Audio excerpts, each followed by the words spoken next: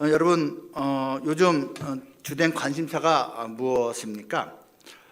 또 지금까지 살아오면서 아주 온 마음을 다해서 최고의 관심을 두고 또 있었던 것이 무엇입니까? 이제 우리 담임 김일성 목사님과 제가 이제 신학대학원 98년 동기입니다. 제가 4살 많긴 하지만 그래도 같은 동기로서 그때부터 지금까지 쭉 같이 있었어요. 사실 여러분 신학교 들어갈 때는 그 어느 때보다 순수하고 열정이 많은 거 다 아시지요? 이 개강 수련회를 하는데 너무나 귀한 아프리카 선교사님이 오셔서 진짜 한 주 내내 은혜를 주셨습니다. 저도 직장 생활을 이제 5년 하고 뒤늦게 신학교를 들어갔기 때문에 갈망이 있었거든요. 그래서 이렇게 기대하는 마음으로 수련회에 참석했는데 와, 너무나 좋았어요. 너무나 좋았어요. 물론 딴짓한 사람들도 있었습니다. 그렇지만 전 진짜 큰 은혜를 받았는데 어느 날, 첫째 날, 둘째 날 계속 은혜 받으면서 보니까 같은 자리에 계속 어떤 잘생기고 똘망똘망한 사람이 앉았는데 그분이 김일성 전도사님이었어요. 얼마나 은혜를 많이 받았는지 제가 참 많이 울었거든요. 울면서 계속 주님 생각하고 울면서 감사하고 그랬는데 여기 있는 분은 통곡을 하는 거예요. 아니, 나보다 젊어 보이는데 뭐 이렇게 한이 많나, 울 게 많나, 그렇게 많이 울면서 하나님 찬양하는 거예요. 또 통성기도 하는데요. 저도 통성기도 열심히 했거든요. 그런데 여러분, 김 목사님 목소리 아시죠? 카랑카랑하잖아요. 얼마나 뜨겁게 기도하는지 내 기도가 헷갈려. 그래서 듣고 있는 거예요. 이분이 이런 인생 살았구나. 기도하면서 내가 오히려 옆에 사람 기도를 드리면서 은혜를 받았던 기억이 지금도 생생합니다. 같은 교회에서 이제 전도사 생활을 했습니다. 저는 선교부, 해외 선교 담당 전도사였고요. 우리 김일성 당시 전도사님은 대학부 담당 전도사님이었어요. 제가 있던 그 선교부서에서 외국인 근로자들 대상으로 매주마다 집회를 하는데 10명으로 시작했지만 나중에 300명도 넘게 출석할 만큼 부서가 좀 커졌거든요. 그래서 다양한 언어로 이렇게 예배를 드리는데 찬양 반주 잘 지냈지?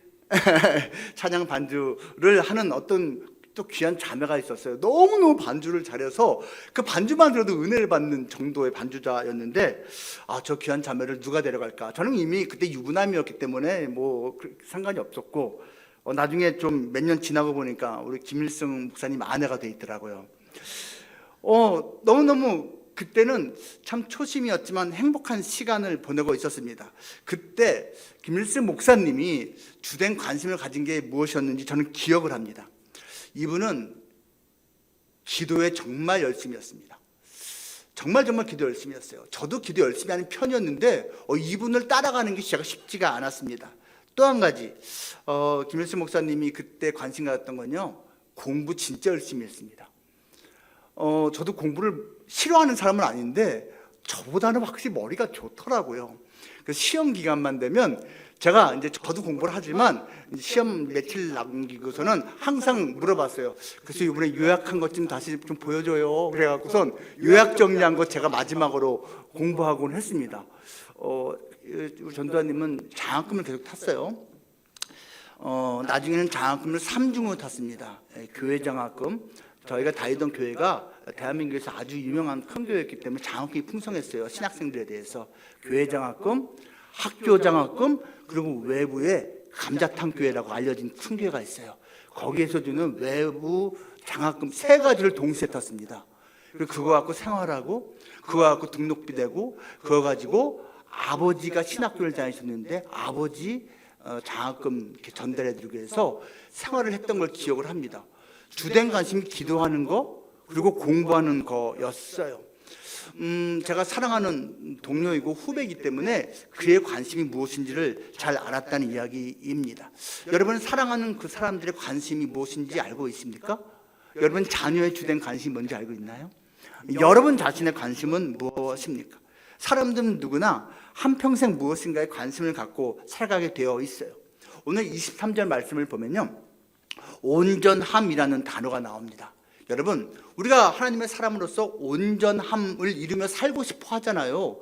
또 성경에서도 계속해서 반복해서 하는 말, 너희도 온전하라, 완전하라 반복해서 말하고 있잖아요. 그렇게 살고 싶어 해요. 그런데 우리의 관심이 잘못되면, 어리석은 관심을 깊이 가지면 온전해질 수가 없는 거예요. 하나님의 사람답게 살 수가 없는 거예요. 여러분께서 뭐 지난주도 또 우리 장 부목사님 말씀을 들으면서도 은혜 받으셨겠지만, 또 그 전주 열왕기상 이제 강해 설교 담임 목사님 계속 들어오셨잖아요. 담임 목사님이 지지난주에 하신 말씀이 뭐예요? 솔로몬이 어리석은 내 마음을 빼앗겼다, 우상 숭배를 했다, 탐심이었다. 그래서 개인만이 아니라 그 공동체, 그 나라 전체가 결국은 그렇게 불행한 길로 빠지게 됐다라는 메시지 들으셨잖아요.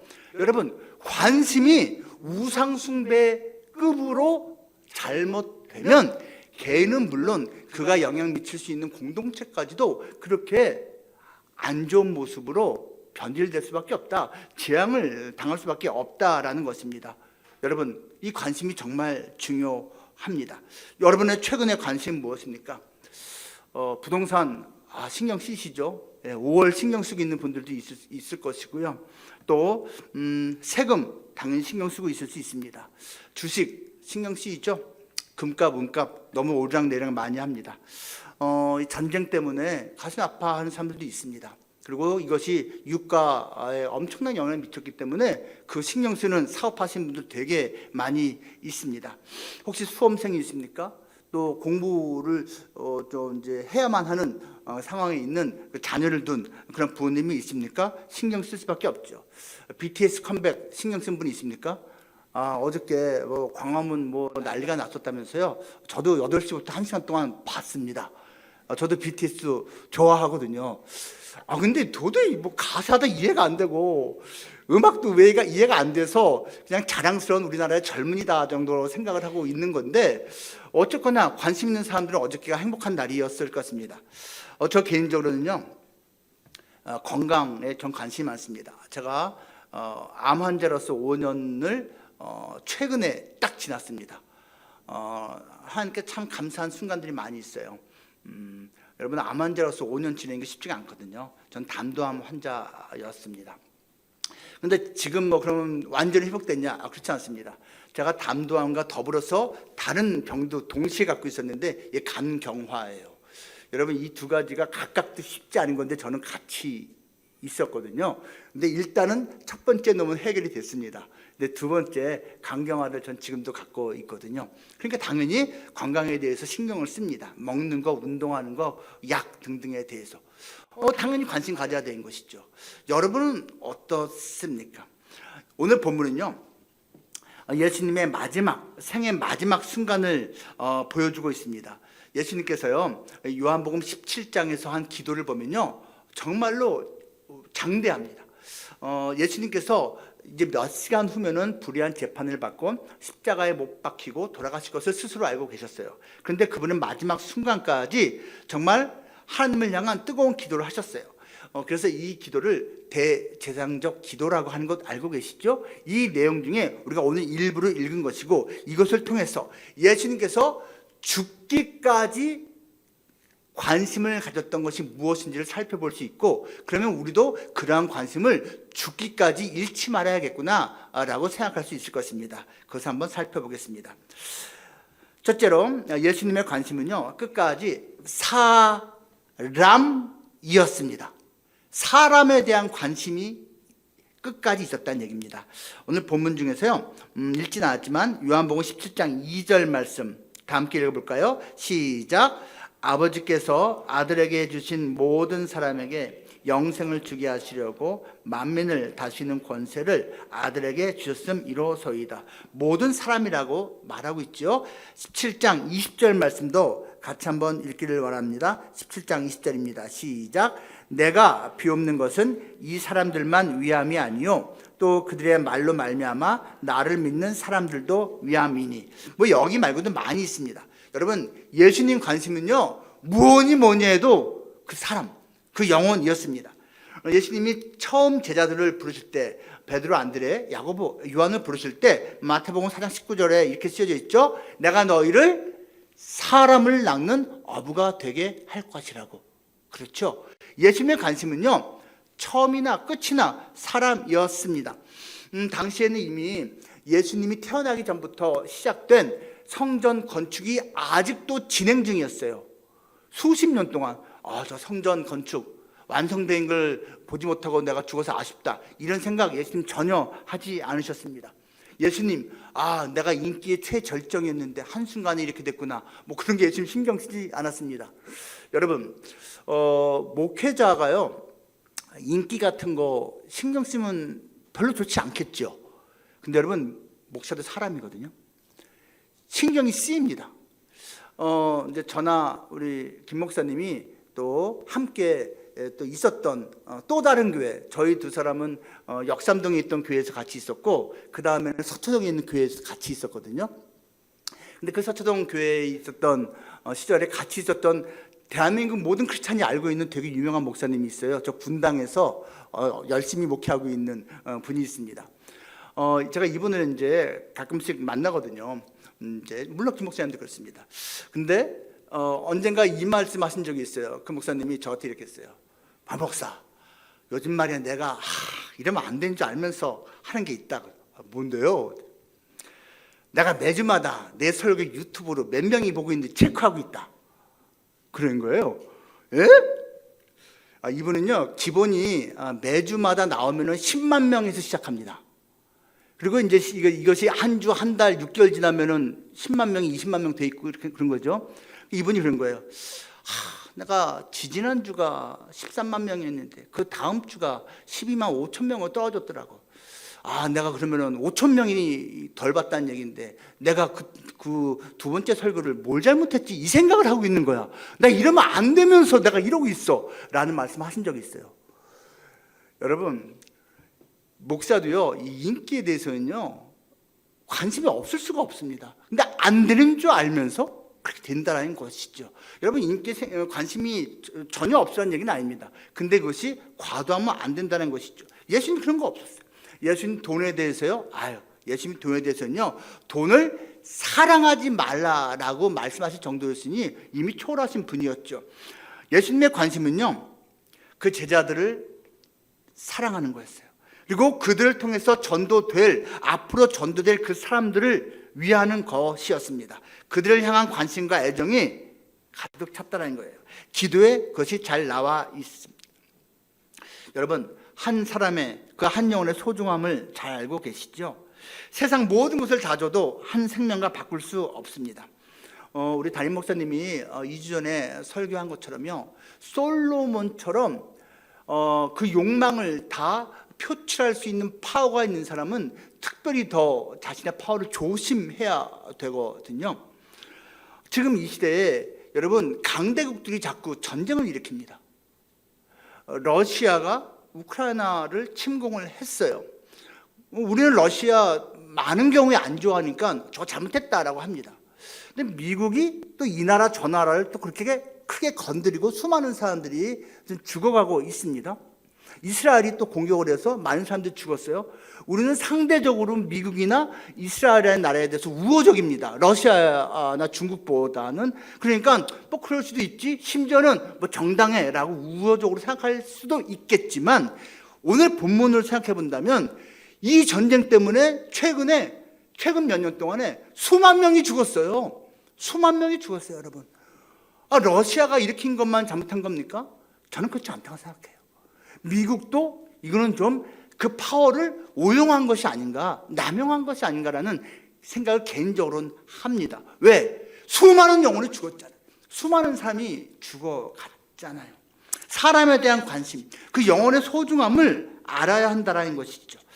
예수님께서는요, 요한복음 16장 1절 말씀 보면요, 내가 너희들이 실족하지 않게, 시험에 빠져 넘어지지 않게 나도 하고 있다. 너희들도 그렇게 하면 안 돼 라고 말씀하신 거예요.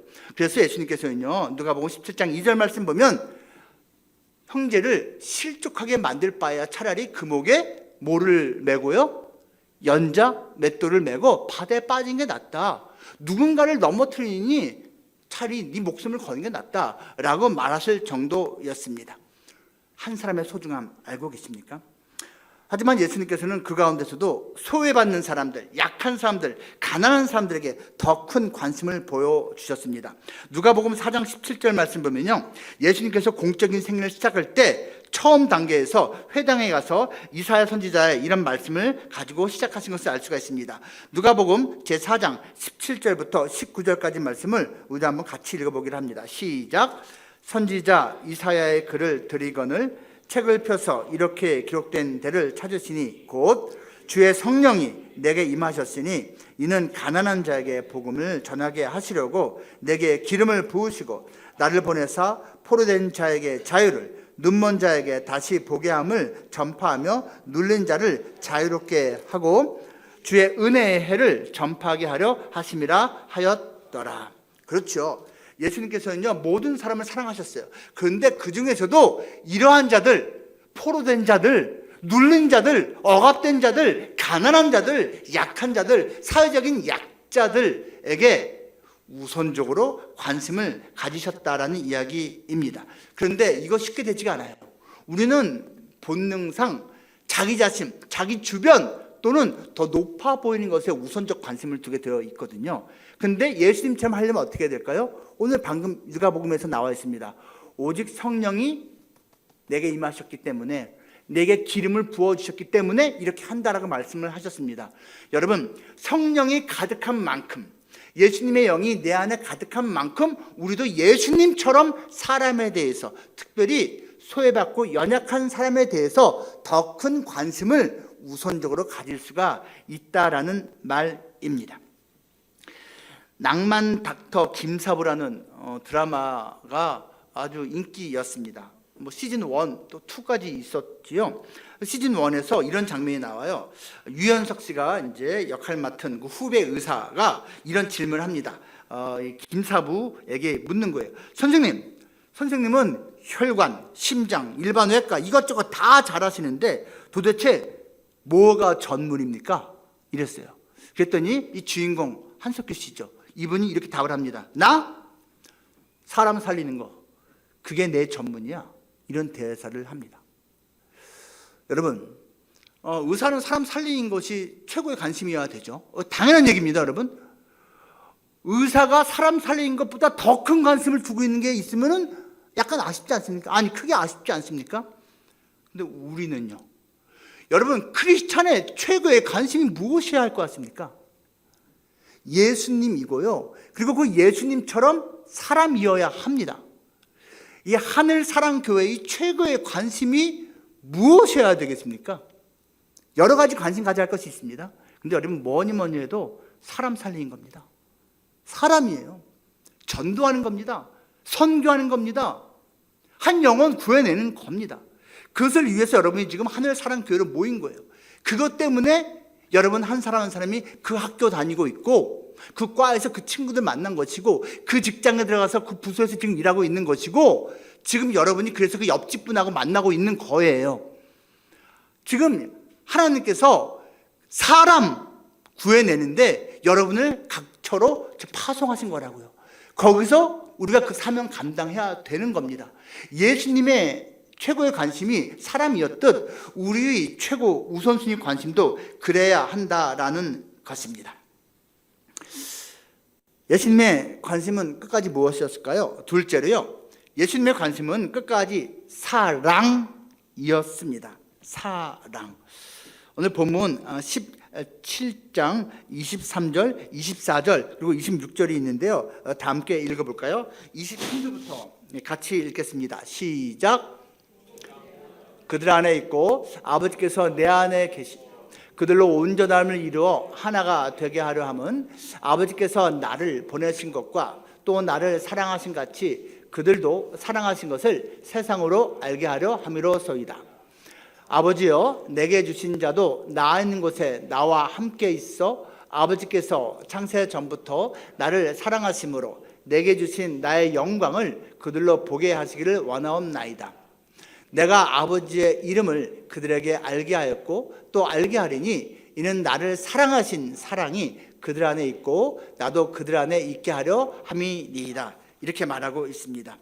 하나님이 세상을 이처럼 사랑하사 독생자를 주셨으니 이는 그를 믿는 자마다 멸망하지 아니하고 영생을 얻게 하려 하심이라는 요한복음 3장 16절 우리는 다 암송을 하고 있습니다. 근데 거기뿐이 아니에요. 여러분 요한복음 15장 9절에서는요 예수님이 이렇게 말씀하십니다. 하나님이 아버지가 나를 사랑하신 것 같이 나도 너희를 사랑한다. 그러니까 내 사랑 안에 거하여라 라고 말합니다. 여러분 이거 인식하고 있었습니까? 예수님도 아버지 하나님이 나를 사랑한다는 말씀을 하신 적이 있구나 라는 거 알고 계셨습니까? 같은 요한복음 16장 27절에서 이렇게 말을 합니다. 너희들이 제자인 너희들이 나를 사랑하니까 아버지 하나님께서 너희를 사랑하신다 라고 말하고 있습니다. 요한복음 15장 12절과 17절에서는요 반복해서 예수님께서 명령하십니다. 내가 너희를 사랑했잖아. 그처럼 너희도 서로 사랑해라. 너희가 서로 사랑해야 된다.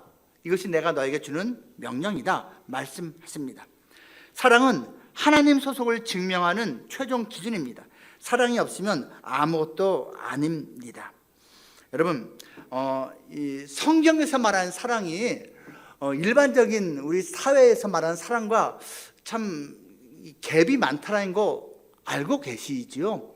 세상에서는요 좋아하는 것과 사랑하는 것을 겹쳐서 씁니다. 근데 성경적으로는 좀 구분이 확실합니다. 성경에서는 여러분 하나님이 세상을 이처럼 좋아하사 이런 표현 없습니다. 근데 사랑하신답니다. 원수를 좋아해라 이런 말 없습니다. 근데 원수를 사랑하랍니다. 여러분 좋아하는 것은요 감정이고요, 사랑하는 것은 감정도 있지만 사실은 더 큰 게 있는데 여러분 의지입니다. 의지예요. 동사입니다. 움직여 행할 때 사랑이 발현되고 그리고 실천되고 그리고 이제 검증이 되는 것입니다. 여러 연애 여러분 해보셨죠? 또 지금 하고 계십니까? 연애할 때는요 좋아하는 감정으로 시작하는 거예요, 틀림없이. 예. 근데 그것이 이제 사랑으로 연구로 가는 거지요. 그리고 사실은 조건을 안 보고서 좋아하진 않습니다. 그게 외모든 경제적 능력이든 성격이든 여러 가지가 있잖아요. 그 조건을 사실 좀 따져가면서 좋아하고 마음에 들어하는 거 사실입니다. 전혀 안 그럴 수는 없습니다. 그런데 여러분 성경에서 말하는 사랑은요 조건 우선이 아닙니다. 존재 자체입니다. 존재 자체를 아끼는 것, 귀하게 여기는 것이 사랑이라는 것이죠. 자, 나름대로 조건을 따져가면서 연애하다가 결국은 이제 정말 사랑하게 돼서 이 사람 없으면 못 살 것 같은 마음이 들 때 결혼을 합니다. 잘했어요. 자, 결혼한 다음부터는 여러분 이제는 조건에 대해서는 진짜 내려놔야 됩니다. 이미 결혼했으면 계속 조건 생각하면 안 돼요. 난 이 사람이 예쁘기 때문에 결혼했다. 여러분 그 조건이 평생에 내가 이 사람을 사랑할 이유라면 큰일 납니다. 큰일 나요. 그 이쁜 거 평생 가지 않아요, 여러분. 평생 가지 않아요. 이 사람은 나한테 엄청 자상해. 좋은 거죠. 근데 여러분 막상 결혼해 보세요. 자상하긴 한데 되게 이기적이네. 뒤늦게 깨달을 수가 있어요. 이 사람은 돈 잘 버는 것 같아. 여러분 그 능력이 어느 날 사라질 수도 있습니다. 그러면 그 조건이 바뀌었다고 해서 나 사랑 안 해 이러겠습니까? 비록 외모는 이제 옛날 모습이 아니지만 돈을 옛날처럼 잘 벌진 않지만 여전히 난 사랑해가 돼야 되잖아요.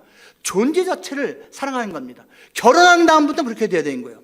여러분 우리가요 예수님하고 결혼하기 전까지는 우리도 그냥 그렇게 살아요. 근데요 예수님하고 결혼한 다음부터, 예수님의 신부가 된 다음부터는 그렇지 않습니다. 예수님의 신부된 우리는요 예수님과 함께 예수님처럼 한 사람 한 사람의 존재를 정말 아끼고 사랑해야 된다는 것입니다. 그뿐이 아니죠.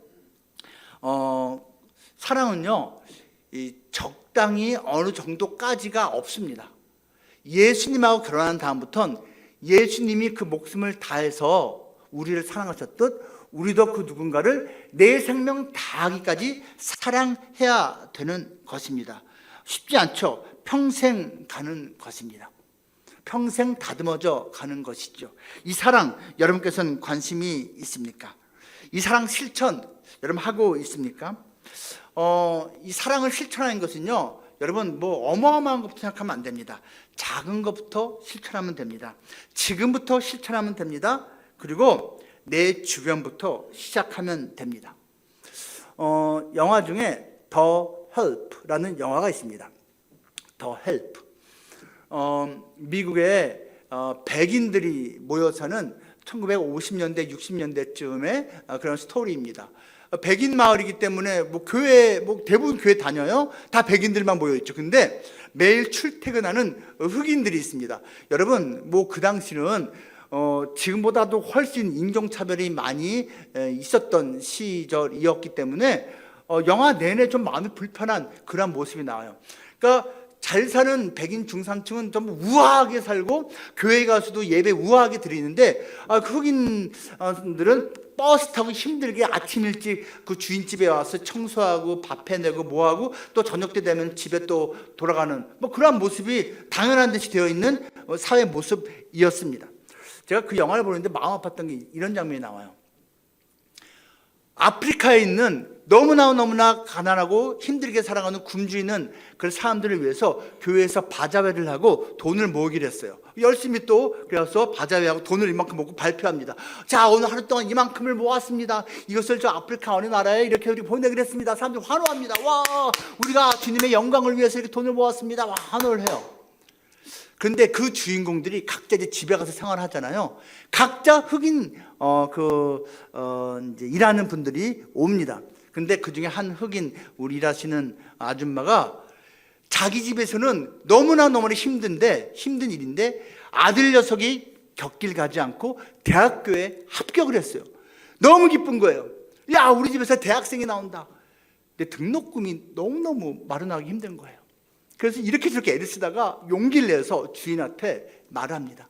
주인님, 나 3개월치만 좀 이렇게 월급을 모아서 가불 해주면 안 되냐고. 내 아들이 힘들게 대학교를 합격을 했는데 도저히 돈을 빌려준 데도 없고 모으기가 힘들다고 3개월만 좀 이렇게 해달라고 이렇게 요청을 합니다. 근데 그 교회에서 아프리카를 돕기 위해서 앞장섰던 그 암흑의 여집사님이 NO! 그럽니다. 내가 당신을 어떻게 믿고, 당신이 3개월 내에 도망칠 수도 있잖아. 일하러 안 나올 수도 있잖아. 다칠 수도 있잖아. 그걸 내가 어떻게 믿고. 돈이 없어서가 아니에요. 넉넉해요. 근데 NO! 안 보이는 아프리카 흑인은 돕자고 하면서 자기가 맨날 보고 있는 그 일해주는 아줌마는 도울 생각을 안 합니다. 여러분, 내가 영화 보는 너무 마음이 아팠어요. 물론 백인들이 다 그런 건 아닙니다. 그 중에 몇몇 사람은 그런 자기들의 모습에 대해서 막 마음 아파하고 안타까워하는 사람도 있습니다. 여러분, 우리가요 멀리 있는 그 누군가를 돕는 것도 필요합니다만 당장에 내 곁에 있는 그 누군가를 돕는 것, 그것이 사실은 사랑의 시작, 실천이라는 것입니다. 그리고요, 한 가지 꼭 기억해 주시면 좋겠습니다. 정말 사랑한다면 여러분 기도해 주셔야 됩니다. 사랑의 증거가 여러 가지가 있어요. 그 중에 하나가 뭔지 아십니까? 기도입니다. 내가 기도하는 만큼, 내가 기도하는 이 범위만큼이 사실은 나의 관심의 정도고 사랑의 영역입니다. 여러분, 이 대한민국 사랑하십니까? 기도하셔야 됩니다.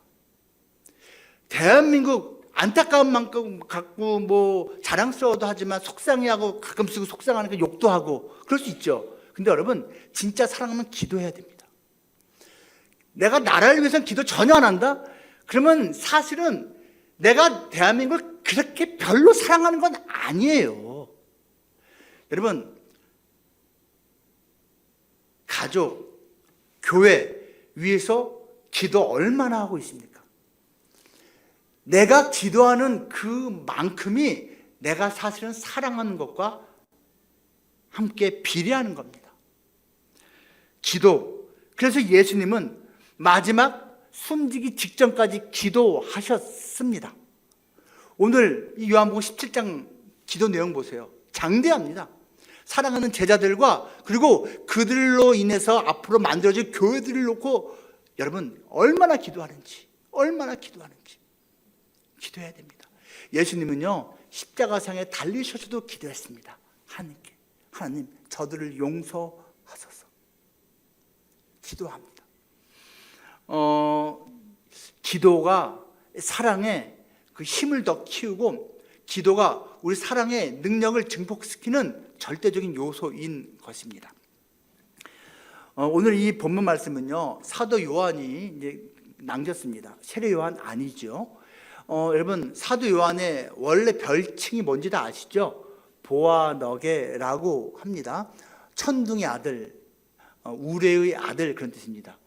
얼마나 성격이 불같고 급하면 이런 별칭으로 친구들이 불렀겠습니까?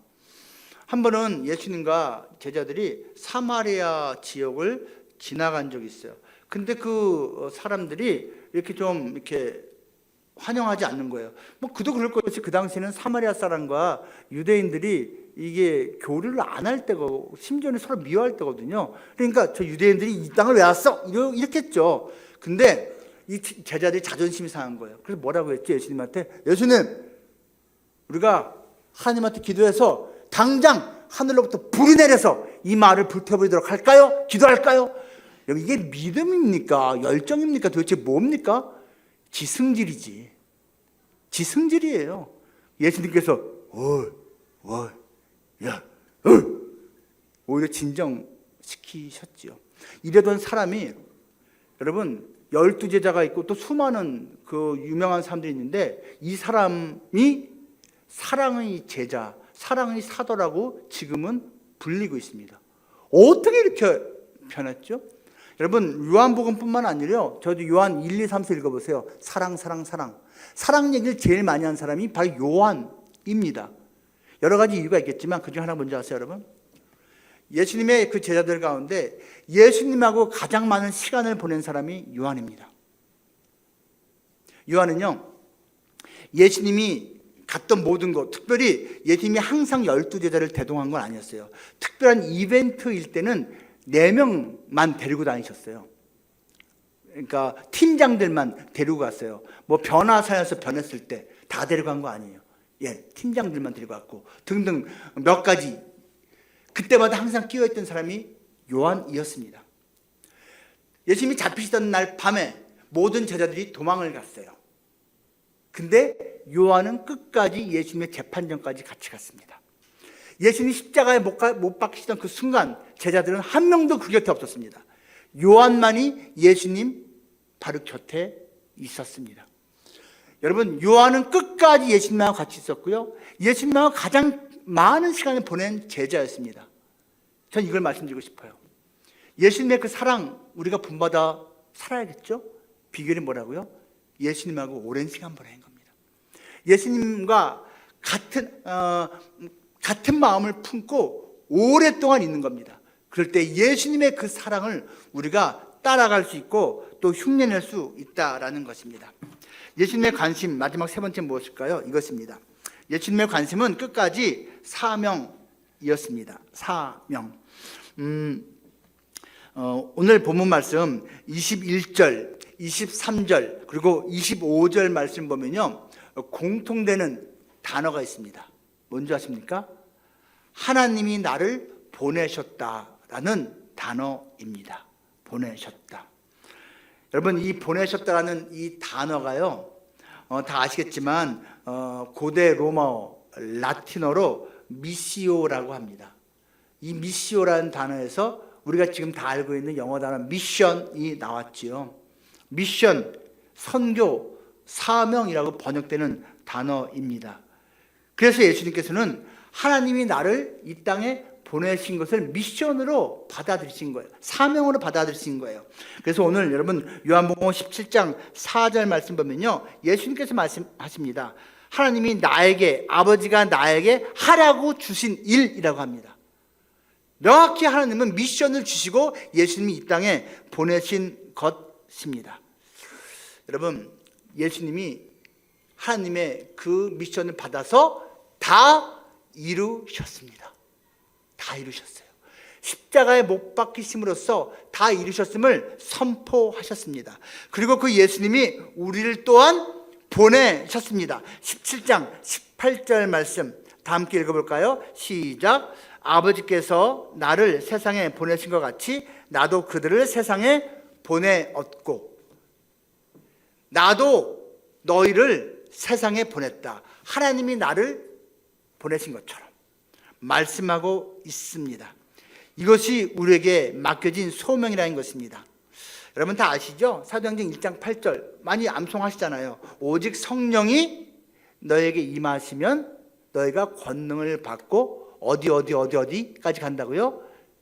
예루살렘과 온 유대와 사마리아와 땅끝까지 이르러 예수님 증인, 내 증인이 되리라 말씀하셨죠? 여러분 이겁니다. 아까 예수님께서 공생을 시작할 때 사람에 대한 관심을, 특별히 약자들에 대한 관심을 이렇게 저렇게 받아서 왔다. 이제 그들에게 이렇게 이러한 일이 있을 것이다 하실 때 성령이 내게 임하셨으니 기름 부으심이 내게 있으니라고 말씀하셨지요. 마찬가지로 여러분 우리가 각자 영역 할당 받았거든요. 누군 지금 예루살렘에 있어요. 누군 유대 땅에 있고요. 누구는 좀 지내기 버거운 사마리아까지 간 사람도 있고요. 누구는 특별히 해외 선교사님 같은 분들은요, 저 먼 미지의 땅 끝까지 가 있는 분들이 있어요. 그런 각자의 영역에서 우리가 예수님의 증인이 되어야 되는데 비결은 딱 하나예요. 성령이 충만해야 돼요. 성령이 가득한 만큼 우리는 사랑할 수 있고 그리고 예수님을 증거할 수 있어요. 그래서 예수님께서 우리에게 크게 두 가지 명령을 주셨잖아요. 흔히 하는 말로 대계명, 큰 계명, 그게 뭐예요? 사랑하라. 하나님을 사랑하고 내 이웃을 네 몸과 같이 사랑하라. 이게 대계명이라고 하고요. 그리고 대위임령, 우리에게 맡기신 명령이 있다라는 건데 그게 뭐예요? 예수님의 증인되라. 나를 전파하라. 복음을 전파하라. 이것이 대위임령 아닙니까? 이 두 가지 공통점이 모두 성령이 나에게 있는 만큼 우리는 그걸 하게 돼요. 왜요? 성령이 내 안에 충만한 만큼 거기에 관심을 갖게 되기 때문입니다. 우리는 얼마나 이러한 사명에 관심을 갖고 있습니까? 이러한 사명은 기억으로부터 시작됩니다. 나에게 이런 사명이 있었지. 내가 그 하나님의 자녀로 부르심 받았고 동시에 하나님의 일꾼으로도 부름 받았지라는 그것을, 사명을 기억해내야 한다는 것입니다.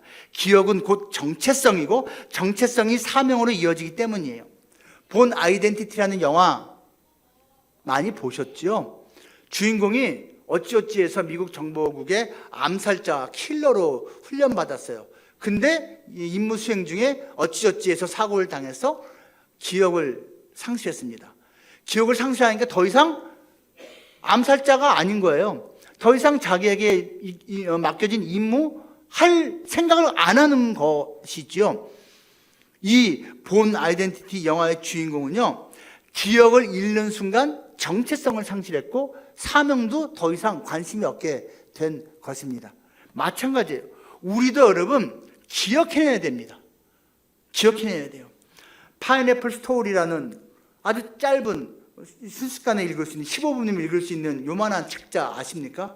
우리나라에서 여러분 이거 엄청나게 많이 팔렸습니다. 수십만 부가 팔렸어요.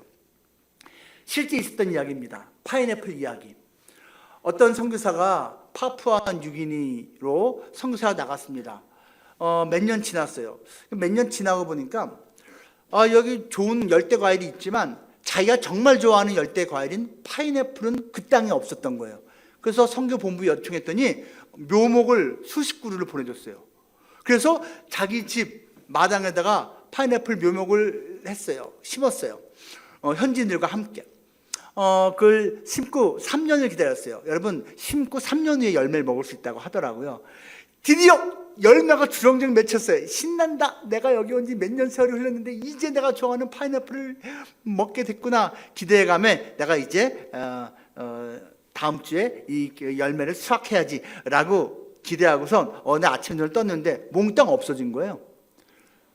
주민들이, 현지인들이 다 그걸 열매를 따간 거예요. 몽땅. 화가 났죠. 화가 났어요. 그랬더니 그 사람들이 아, 이거 우리가 보니까 신기하고 그래서 이거 우리도 먹어봤더니 그래서 골고루 먹으려고 다 가져왔다고. 선교사가 살짝 화가 났지만 참습니다. 내가 선교사인데. 오케이, 그건 너희들 가져. 이거 당신들 걸 해. 이건 다 당신들 거야. 대신 내가 새로 가져오겠다고. 본부에 또 요청을 해요. 또 가져와서 또 심어요. 요건 내 거, 저거는 당신들 거 해. 요건 내 거. 또 3년을 기다렸어요. 자, 또 열렸어요. 야, 이거 진짜 이제 먹어야지. 근데 어느 날 일어나 보니까 또 몽땅 가져갔어요. 이거 열 받았어요. 이거 왜 가져가냐? 이거 내 거라고 하지 않았냐고. 그 사람들이 말합니다. 당당하게.